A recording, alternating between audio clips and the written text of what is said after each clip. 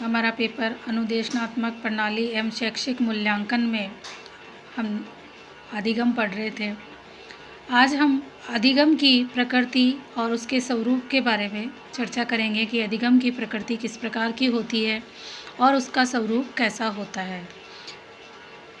देखिए, अधिगम का अपना स्वरूप होता है। अधिगम का अपना ही एक स्वरूप होता है।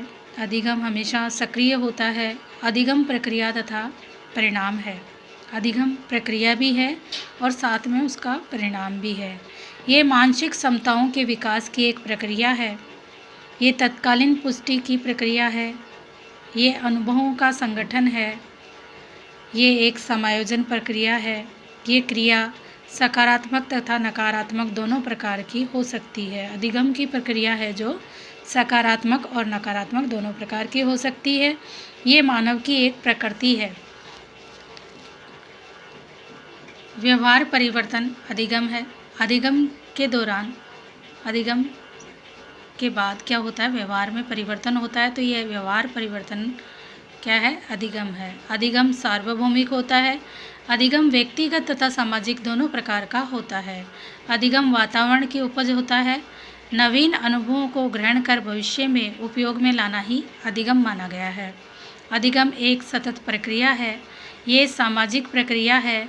ये एक विवेकपूर्ण प्रक्रिया है। ये एक समस्या समाधान की प्रक्रिया है। ये एक विकास की प्रक्रिया है। तो अधिगम की जो प्रकृति और स्वरूप बताया है कि अधिगम का अपना एक स्वरूप होता है। अधिगम एक सक्रिय प्रक्रिया होती है। अधिगम प्रक्रिया तथा परिणाम दोनों का कारण है। मतलब अधिगम की प्रक्रिया से हमें परिणाम भी प्राप्त होते हैं। अधिगम मानसिक क्षमताओं के विकास की प्रक्रिया है। अधिगम के द्वारा बालक की मानसिक जो क्षमताएं हैं उनका विकास होता है। तो ये मानसिक विकास की प्रक्रिया से माना गया है। अधिगम जो है वो तत्काल पुष्टि की प्रक्रिया है। तत्काल रिजल्ट हमको प्राप्त होते हैं अधिगम के द्वारा। अनुभवों का संगठन है। अधिगम को अनुभवों का संगठन भी कहा गया है, क्योंकि जैसे जैसे हम अधिगम करेंगे, जैसे जैसे हम किसी कार्य को सीखेंगे करेंगे, तो उससे हमें अनुभव प्राप्त होगा। अधिगम एक समायोजन की प्रक्रिया है। जैसे जैसे जितना अधिक अधिगम करेंगे, जितना व्यक्ति सीखता है, उतना ही उसमें समायोजन का गुण आता है। तो बालक में समायोजन की प्रक्रिया को करने के लिए अधिगम आवश्यक है। ये क्रिया सकारात्मक और नकारात्मक दोनों प्रकार की हो सकती है। तो अधिगम क्रिया है वो सकारात्मक और नकारात्मक दोनों प्रकार की हो सकती है। अगर हम सकारात्मक सीखेंगे तो जीवन पे सकारात्मक प्रभाव होगा और नकारात्मक सीखेंगे तो बालक के जीवन पर नकारात्मक प्रभाव होगा। ये मानव की एक प्रकृति है। अधिगम मानव की एक प्रकृति है। व्यवहार परिवर्तन अधिगम है। व्यवहार में जो परिवर्तन होता है वो भी क्या है? अधिगम है। अधिगम सार्वभौमिक होता है। अधिगम व्यक्तिगत तथा सामाजिक दोनों प्रकार का होता है। अधिगम वातावरण की उपज है और नवीन अनुभवों को ग्रहण कर भविष्य में उपयोग लाना ही अधिगम है। नवीन अनुभवों को ग्रहण करते हैं हम, जब सीखते हैं, किसी कार्य को करते हैं तो उसको करने में हमें नवीन अनुभवों की प्राप्ति होती है और उसको भविष्य में उपयोग में लाना ही अधिगम कहलाता है। अधिगम एक सतत प्रक्रिया है। ये एक सामाजिक प्रक्रिया भी है, एक विवेकपूर्ण प्रक्रिया भी है, एक समस्या समाधान की भी प्रक्रिया है और एक विकास की प्रक्रिया है। तो अधिगम को विकास की प्रक्रिया, समस्या समाधान की प्रक्रिया, विवेकपूर्ण प्रक्रिया, सामाजिक प्रक्रिया और सतत प्रक्रिया भी माना गया है। अब हम शिक्षण और अधिगम में संबंध के बारे में चर्चा करेंगे। शिक्षण और अधिगम में क्या संबंध होता है? तो शिक्षण को एक विधि, कौशल, ढंग और नियंत्रण आदि के रूप में माना जाता है। शिक्षण को एक विधि या कौशल, ढंग या नियंत्रण आदि के रूप में माना जाता है। वहीं अधिगम को अनुभव और परीक्षण से होने वाले व्यवहार परिवर्तन को माना जाता है। यानी शिक्षण तो क्या है? एक विधि है, एक कौशल, ढंग और नियंत्रण आदि के रूप में माना जाता है। लेकिन अधिगम है वो अनुभव और प्रशिक्षण से होने वाले, यानी हम अनुभवों से और प्रशिक्षण से जो सीखते हैं और उसके बाद जो व्यवहार में परिवर्तन होता है वो अधिगम होता है। दोनों में परस्पर आपसी संबंध है। शिक्षण जहाँ एक उद्देश्य प्रक्रिया है, वहीं अधिगम एक स्वाभाविक प्रक्रिया है। यानी शिक्षण है वो उद्देश्यपूर्ण प्रक्रिया होती है और अधिगम एक स्वाभाविक क्रिया है। शिक्षण अधिगम एक दूसरे पर निर्भर होते हैं। सूचना प्रौद्योगिकी के इस युग में शिक्षण अधिगम के स्वरूप में परिवर्तन हो रहा है। दोनों का उद्देश्य अधिगमकर्ता के व्यवहार में आवश्यक परिवर्तन करना होता है।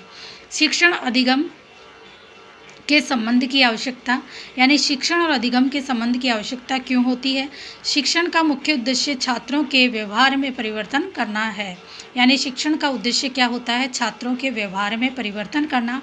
अतः शिक्षण में ऐसी क्रिया को उपयुक्त किया जाए जो उपेक्षित परिवर्तन कर सके, और ये उपेक्षित व्यवहारगत परिवर्तन ही ज्ञान में वृद्धि या अधिगम है। यानी शिक्षण का उद्देश्य छात्रों में व्यवहार में परिवर्तन करना है। अतः शिक्षण में ऐसी क्रियाओं को उपयुक्त किया जाए जो उपेक्षित परिवर्तन कर सके, और ये उपेक्षित व्यवहारगत परिवर्तन ही ज्ञान में वृद्धि करता है। दूसरा है, शिक्षा को प्रभावशाली बनाने हेतु शिक्षण व अधिगम में समन्वय आवश्यक है। यानी शिक्षा को हम प्रभावशाली बनाने के लिए शिक्षण और अधिगम में समन्वय का होना आवश्यक है। तीसरा है, अधिगम को प्रभावी बनाने हेतु शिक्षण में मनोवैज्ञानिक नियमों का प्रयोग प्रभावशाली ढंग से किया जा सकता है। तो अधिगम को प्रभावशाली बनाने के लिए शिक्षण में मनोवैज्ञानिक नियमों का प्रयोग भी प्रभावशाली ढंग से किया जा सकता है।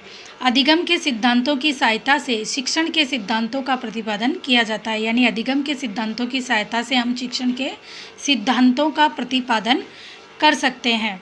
पांचवा है, शिक्षण के विशिष्ट उद्देश्यों की प्राप्ति व्यवहारिक रूप में की जा सकती है। यानी शिक्षण के जो विशिष्ट उद्देश्य हैं उनकी प्राप्ति व्यवहारिक रूप से की जा सकती है। छठा है, शिक्षण में दृश्य श्रव्य उपकरणों का उपयोग उद्देश्यों की प्राप्ति की दृष्टि से किया जाता है। शिक्षण में दृश्य श्रव्य उपकरणों का उपयोग उद्देश्य की प्राप्ति की दृष्टि से किया जाता है। इससे शिक्षण को अधिगम आधारित बनाया जा सकता है ताकि अधिगम प्रभावशाली बन सके।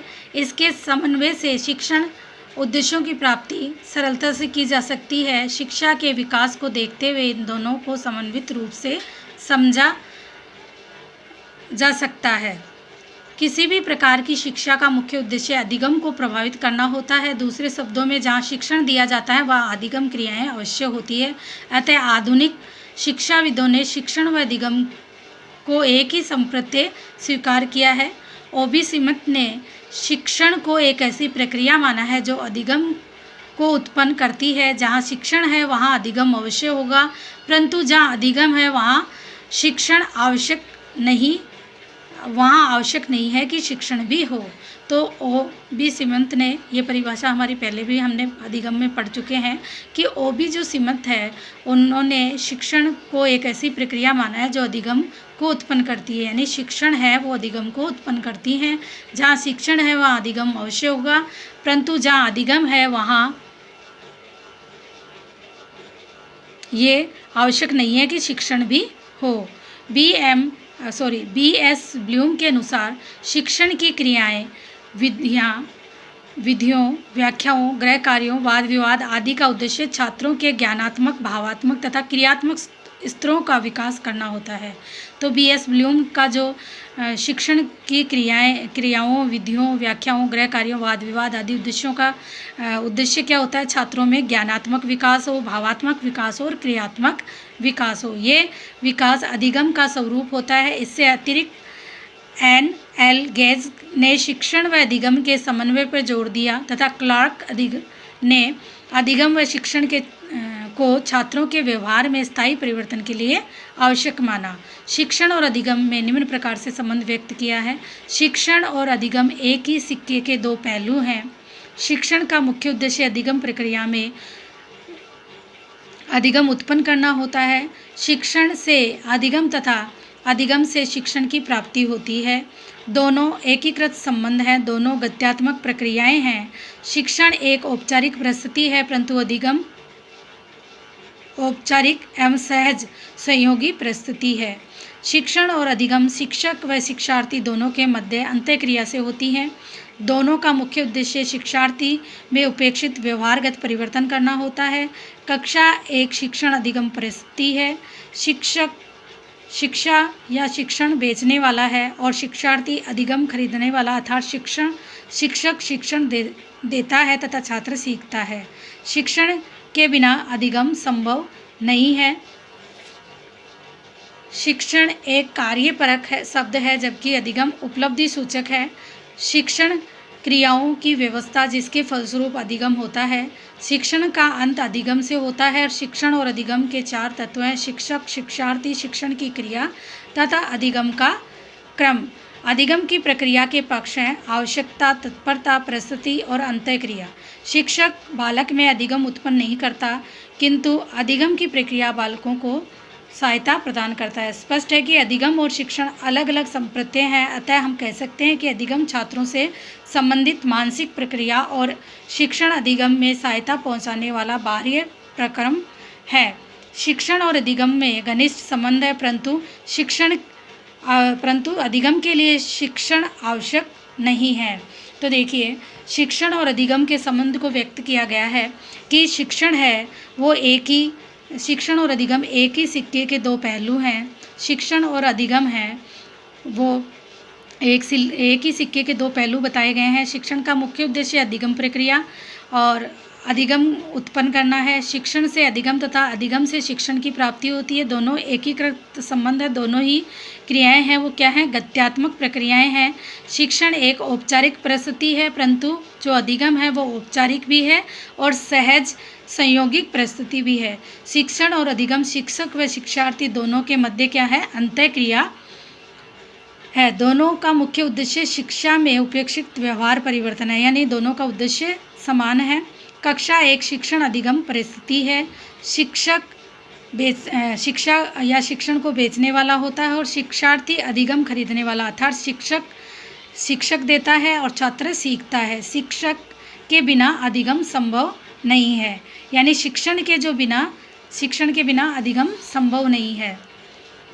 शिक्षक एवं कार्यपरक शब्द है। शिक्षण है जो एक कार्यपरक शब्द है। अधिगम क्या है? उपलब्धि का सूचक है, यानी जो शिक्षण है वो केवल कार्यपरक शब्द है और अधिगम है वो उपलब्धि सूचक है। शिक्षण क्रियाओं की व्यवस्था जिसके फलस्वरूप अधिगम होता है। शिक्षण का अंत अधिगम से होता है।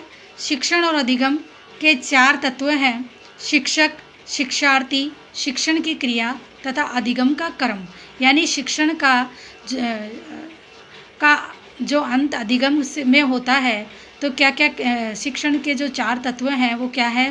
पहला है शिक्षक, दूसरा शिक्षार्थी, तीसरा है शिक्षण की क्रिया और चौथा है अधिगम का क्रम। तो अधिगम शिक्षण बालक में अधिगम उत्पन्न नहीं करता, किंतु अधिगम की प्रक्रिया बालकों को सहायता प्रदान करती है। स्पष्ट है कि अधिगम और शिक्षण अलग अलग संप्रत्यय है, अतः हम कह सकते हैं कि अधिगम छात्रों से संबंधित मानसिक प्रक्रिया है और शिक्षण अधिगम में सहायता पहुंचाने वाला बाह्य प्रक्रम है। शिक्षण और अधिगम में घनिष्ठ संबंध है, परंतु अधिगम के लिए शिक्षण आवश्यक नहीं है। हम शिक्षण एवं अधिगम का जो तुलनात्मक अंतर है वो अगले वीडियो में करेंगे। आशा करते हैं आपको समझ में आया होगा। धन्यवाद।